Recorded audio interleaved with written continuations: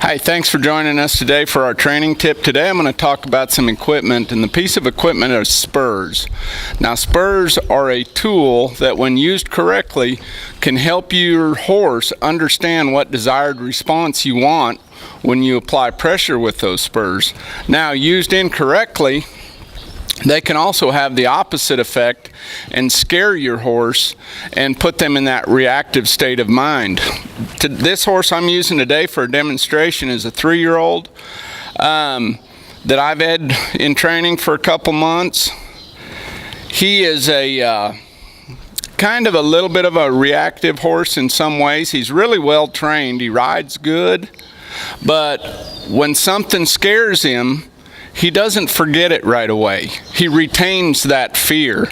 And so I don't ride him with spurs anymore because I want him to understand that just because my leg comes into him, I want that response to be a little bit more slow and not so jerky or reactive.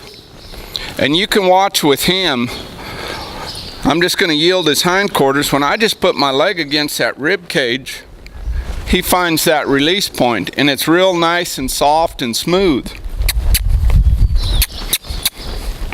Okay? When I go up here to back this horse up, and I put my legs against him, which means pick up your feet and let's go somewhere, he does it real soft and smooth. Now, the benefit for him of taking my spurs off is that he starts to relax.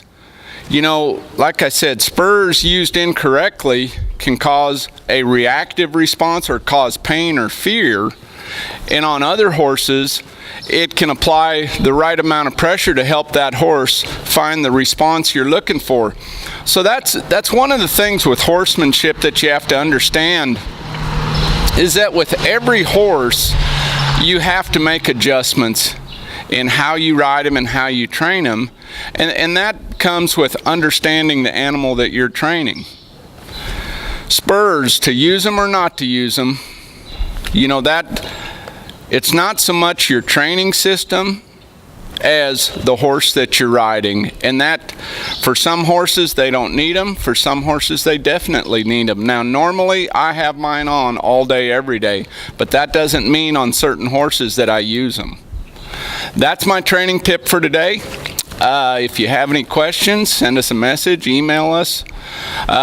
This weekend is our first mini clinic, and it's full, but March and April, I think there are still some spots open. We're limiting those clinics to 6 riders, so there's a lot of one-on-one attention.